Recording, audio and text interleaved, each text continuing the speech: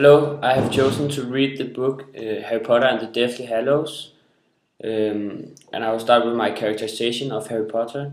He's a quiet and humble boy who is turning 17. He has good manners and is unsuspecting and naive. For example, in page 63, I'm quoting, "None of the Order would have told Voldemort that we were moving tonight," said Harry. The idea was dreadful to him. He could not believe it of any of them. So this describes him as a very trusting person. Um, Meanwhile, he's also a frustrated person because he has so huge responsibility. His Patronus, which is an animal every wizard has, who describes their personality, is a stag, which symbolizes strength and greatness and honor. And also his college, the college he is going to is Gryffindor, which symbolizes bravery and nerve and daring. Okay, now we'll talk about the setting. First of all, you have to notice that they move during the story, so they move location, so it's not a specific location the story takes place.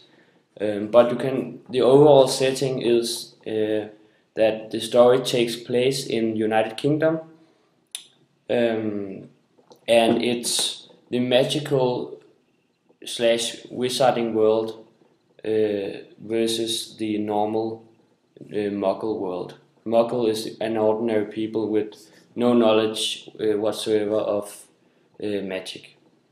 And some basic physical locations in the story is Hogwarts, which is the school that the students go to, and of course the Ministry of Magic, which is the government of the wizarding world. And it's also important to notice that wizards sees muggles as filthy humans and inhumans. For example, at page 157, where a wizard yells to Hermione, "Filth, mudblood, scum," because Hermione's mother is a muggle. And the psychological setting is more tense and dark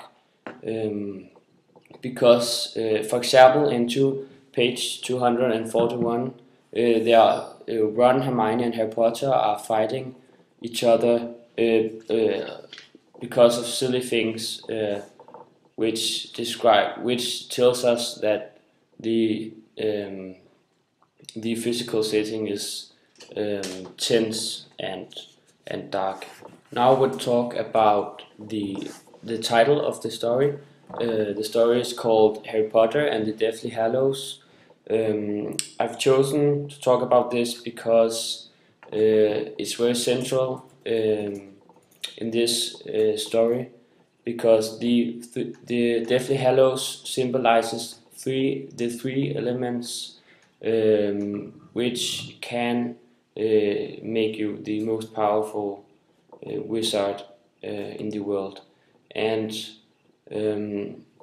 this symbolizes the everlasting fight of becoming powerful and mighty, which also is connected to the theme and message of this story. And also in the end, Harry Potter ends up with all these elements, and then he chooses to throw them away, which also describes the message of the story by telling us that the lust of power and greatness only leads to evil. Now I will talk about the theme and my interpretation.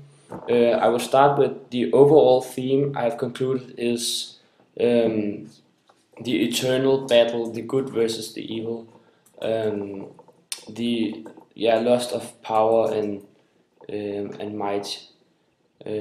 Also because throughout the story the darkness is compared to the light, and because the story is centralized around Harry Potter, who is the chosen one. He is assigned to put an end to the evil, so the story is portrayed as the evil versus the good.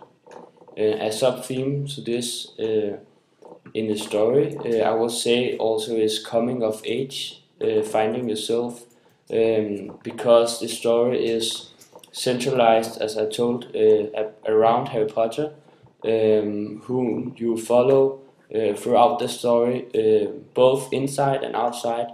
You get to know his thoughts, and we get to see him grow in strength and maturity. I will also add that the book ends up in this legendary fight between the good and the evil, which also confirms the overall theme that the light is that the movie portrays Harry Potter as the light and Voldemort as the darkness and the evil in this story. Thank you.